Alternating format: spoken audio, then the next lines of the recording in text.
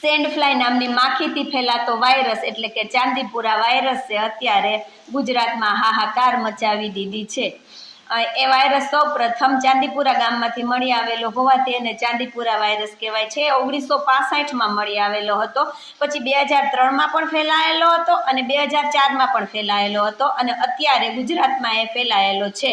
એના લીધે આશરે 20 જેટલા બાળકો સંક્રમિત થયા છે અને 6 જેટલા બાળકોનું તો મૃત્યુ થયું છે। આ વાયરસમાં થાય શું?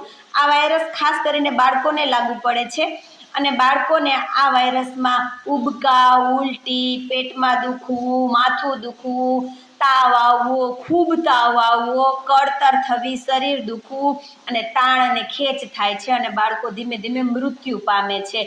આ વાયરસની તાત્કાલિક સારવાર મળી જાય તો વાંધો નથી આવતો, પણ જો જાણ ન થાય તો બાળકો મૃત્યુ સુધી પહોંચી જાય છે। આ વાયરસ બાળકોને ન થાય તો શું કરવું?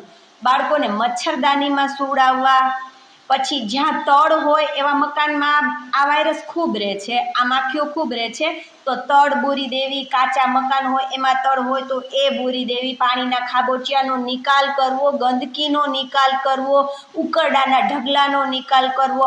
જો આવી નાની નાની બાબતોનું ધ્યાન રાખશું તો આ વાયરસ નહીં ફેલાય। આપણે જાગૃત રહીએ અને સચેત રહીએ અને આ મેસેજ બીજાને પહોંચાડીએ તો જો નાના બાળકો હોય એને આ વાયરસ ન થાય।